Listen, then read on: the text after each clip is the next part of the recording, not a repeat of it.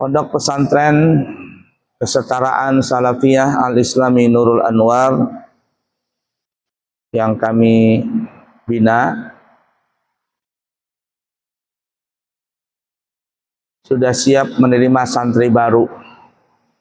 Hari ini tadi santri-santri baru kita sudah masuk ke pesantren dan siap untuk belajar di pesantren kami.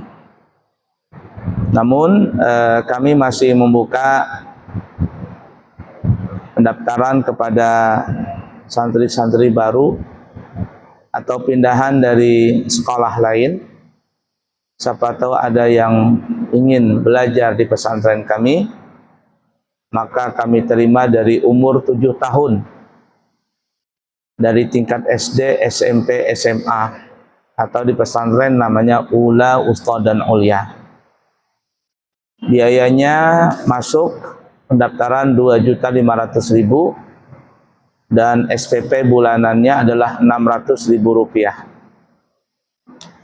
Dan kami juga membuka pendaftaran bagi santri yatim. Dan santri yatim ini kami gratiskan. Tidak ada dipungut biaya sedikit pun, asalkan memenuhi 3 syarat. Yang pertama, bapaknya anak itu meninggal dunia. Yang kedua, anak tersebut belum balik. Dan yang ketiga, ibunya tidak menikah lagi. Kalau 3 syarat ini terkumpul, maka kami terima anak santri tersebut, yakni santri yatim, dan insya Allah kami gratiskan. Begitu juga kami gratiskan kepada santri keluarga du'afa, keluarga yang kurang mampu. Kami gratiskan dari tingkat SD sampai SMA, dengan syarat keluarganya menunjukkan bahwa dia dan keluarganya bukan termasuk orang yang mampu alias du'afa. Ditunjukkan dari surat dari RT atau kelurahan. Kalau memang keluarga tersebut keluarganya tidak mampu, maka anaknya kami akan biayai gratis, ya, dengan menunjukkan surat gakin tersebut. Dan siapa santri yang bertahan belajar dengan giat dan baik, sukses selama 6 tahun belajar di pesantren kami, maka insya Allah kami akan berangkatkan anak tersebut sekolah di luar negeri, yaitu di kota Tarim, Hadramaut, Yaman. Kita akan berangkatkan ke sana, insya Allah sedikit banyak kita akan membantu biayanya di dalam proses keberangkatannya. Oleh karenanya siapa yang berminat, mari daftarkan putra-putrinya. Kami terima dari umur 7 tahun.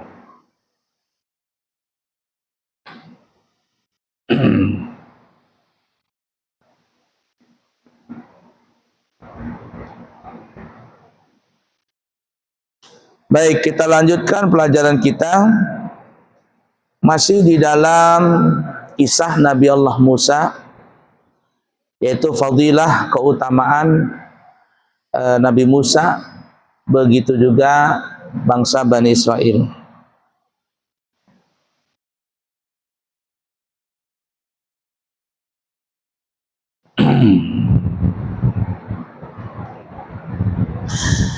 Disebutkan di dalam Al-Quran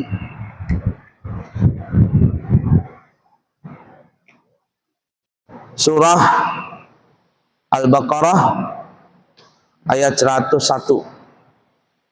Allah Subhanahu wa taala berfirman, A'udzu billahi minasyaitonir rajim.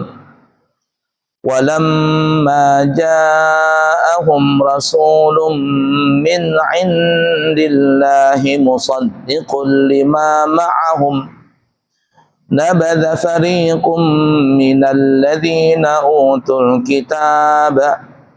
kitaballahi wara'a zuhurihim ka'annahum la ya'lamun.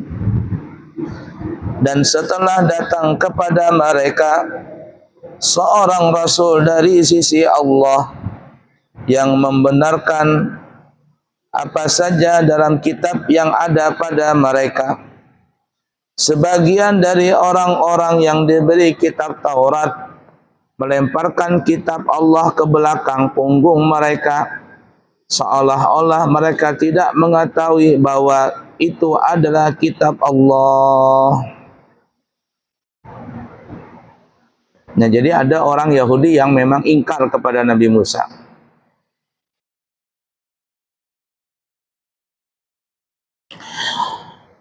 Di surah Al-An'am ayat 100 ayat 91 dan 92. Allah berfirman, "Wa ma qadarullaha haqqa qadarihi إذ قالوا ما أنزل الله على بشر من شيء قل من أنزل الكتاب الذي جاء به موسى نورا وهدى للناس تجعلونه قراطيس تبدونها وتخفون كثيرا وعلمتم ما لم تعلموا أنتم ولا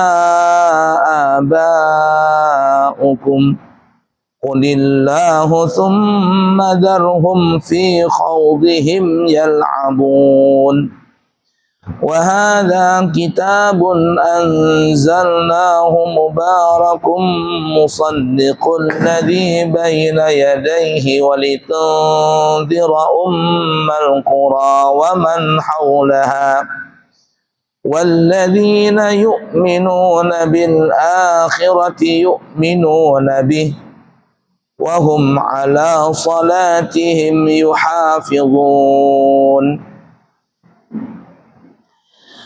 Dan mereka tidak menghormati Allah dengan penghormatan yang semestinya dikala mereka berkata, Allah tidak menurunkan sesuatu pun kepada manusia.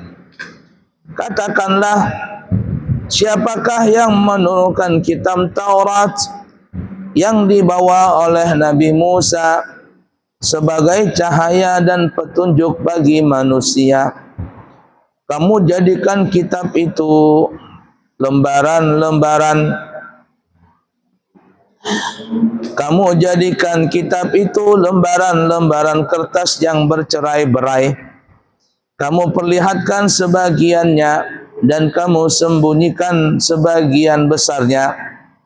Padahal telah diajarkan kepadamu apa yang kamu dan bapak-bapakmu tidak mengetahuinya. Katakanlah, Allah lah yang menurunkannya. Kemudian sesudah kamu menyampaikan Al-Quran kepada mereka, biarkanlah mereka bermain-main dalam kesesatannya. Dan ini Al-Quran adalah kitab yang telah kami turunkan yang diberkahi, membenarkan kitab-kitab yang diturunkan sebelumnya, dan agar kamu memberi peringatan kepada penduduk Ummul Qura, yaitu kota Mekah, dan orang-orang yang di luar lingkungannya, orang-orang yang beriman kepada adanya kehidupan akhirat, tentu beriman kepadanya juga Al-Quran, dan merekalah selalu memelihara akan salatnya. Allah Ta'ala memuji juga kitab Taurat dan juga memuji Al-Quran dengan pujian yang begitu agung. Di dalam surah Al-An'am ayat 104, ayat 154 dan 155, Allah Ta'ala berfirman, ثم آتينا موسى الكتاب تماما على الذي أحسن وتفصيلا لكل شيء وهدى ورحمة لعلهم بلقاء ربهم يؤمنون وهذا كتاب أنزلناه مبارك فاتبعوه واتقوا لعلكم ترحمون. Kemudian kami telah memberikan Alkitab, yakni Taurat, kepada Nabi Musa untuk menyempurnakan nikmat kami kepada orang yang berbuat kebaikan dan untuk menjelaskan segala sesuatu dan sebagai petunjuk dan rahmat agar mereka beriman bahwa mereka akan menemui Tuhan mereka, dan Al-Quran itu adalah kitab yang kami turunkan yang diberkati. Maka ikutilah dia dan bertakwalah agar kamu diberi rahmat.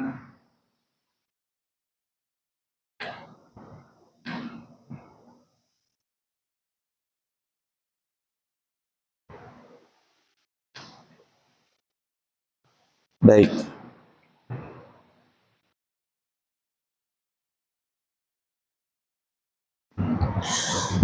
Sedikit tentang kitab Taurat ya, para jamaah. Allah Subhanahu wa taala menurunkan kepada para nabi itu ada yang berupa kitab, ada yang berupa suhuf. Kalau kitab itu biasanya dikatakan adalah kumpulan tulisan yang tebal dari firman Allah Ta'ala ya, tebal. Sedangkan suhuf ini cuman lembaran-lembaran. Ya, cuman lembaran-lembaran. Ya, kalau bisa kita katakan suhuf itu kitab yang kecil. Nah, Nabi Musa alaihi salatu wassalam mendapatkan keduanya. Mendapatkan suhuf, mendapatkan juga kitab Taurat. Di dalam Al-Quran, dalam surah Al-A'la, Allah menugaskan suhufi Ibrahim wa Musa. Nabi Ibrahim ada suhuf juga, dan juga Nabi Musa mendapatkan suhuf. Bagaimana bentuk suhuf itu? Wallahu alam. Ya. Cuman ya tadi kalau kita bisa katakan suhuf ini cuman lembaran-lembaran firman Allah Ta'ala tapi kecil. Sedangkan kitab firman Allah Ta'ala yang besar, yang tebal. Kita mengimani semuanya. Suhuf kita imani, kitab juga kita imani. Ada beberapa nabi yang diberikan suhuf, tapi tidak diberikan kitab. Seperti Nabi Ibrahim itu tidak diberikan kitab, tapi diberikan suhuf. Konon juga Nabi Sulaiman, wallahu alam ya, dapat suhuf juga. Nabi Nuh dapat suhuf juga. Saya lupa, cuman intinya ada beberapa nabi yang mendapatkan suhuf, tapi tidak mendapatkan kitab. Nah, suhuf ini bagaimana bentuknya, bagaimana isinya, bagaimana bahasanya, itu para ulama tidak secara gamblang menceritakan atau menyebutkan tentang suhuf-suhuf tadi. Di antara nabi yang ada, di antara nabi tidak mendapatkan apa-apa, tidak dapat kitab dan juga tidak dapat suhuf. Kitab tidak ada, suhuf tidak ada. Banyak itu para nabi dan rasul tidak mendapatkan apa-apa. Nah, jadi kalau kita bisa ngambil kesimpulan bahwa nabi dan rasul yang kita sebutkan pada pertemuan yang lalu, mereka itu ada yang mengatakan berjumlah 124.000 nabi, ya, nabi dan rasul. Kemudian disaring lagi menjadi 313 rasul. 313 rasul. Kemudian disaring lagi yang kita wajib imani 25 nabi dan rasul. Ya, kita sudah pernah bahas di sini. Adam, Idris, Nuh dan Hud, Saleh, Ibrahim dan Lut, Ismail, Ishak, Yakub sampai terakhir Nabi Musa. Kemudian 20 nabi dan rasul ini disaring lagi menjadi ulul azmi. 5 orang, Nabi Adam, Nabi Nuh, Nabi Ibrahim, Nabi Musa, Nabi Isa. Kemudian Sayyidul Anbiya wal Mursalin disaring lagi di antara Nabi dan Rasul, yang paling pemimpinnya adalah Nabi kita Muhammad sallallahu alaihi wasallam. Dengan kata lain begini ya, kalau pemimpin para nabi dan rasul itu sudah pasti ulul azmi. Kalau dia ulul azmi, dimaksud ulul azmi itu karena mereka para nabi mendapatkan cobaan yang banyak, baik cobaan dari keluarga, baik cobaan dari umatnya dan lain sebagainya. Nah, itu namanya ulul azmi, yang 5 orang tadi. Kalau disebut ulul azmi, maka dia sudah dipastikan rasul. Dan kalau mereka itu rasul, maka sudah dipastikan mereka itu adalah nabi. Nah, jadi begitu tuh. Sayyidul Anbiya wal Mursalin itu pasti ulul azmi. Ulul azmi dipastikan mereka itu rasul. Dan kalau rasul sudah dipastikan itu nabi. Kebalikannya, kalau nabi belum tentu rasul, belum tentu juga ulul azmi, apalagi pemimpin para nabi dan rasul. 1, 2. Kedengaran di belakang? Mati. Ya, ala kulli hal seperti itu. Dari 124.000 nabi dan rasul, itu yang kita katakan tadi, terbagi menjadi 3 bahagian. Ada nabi dan rasul yang mendapatkan kitab dan suhuf. Sudah dapat kitab, juga dapat suhuf. Seperti Nabi Ibrahim. Ini mendapatkan kitab dan juga mendapatkan suhuf. Sedangkan Nabi Muhammad SAW itu mendapatkan Al-Quran. Sedangkan suhuf itu tidak ada.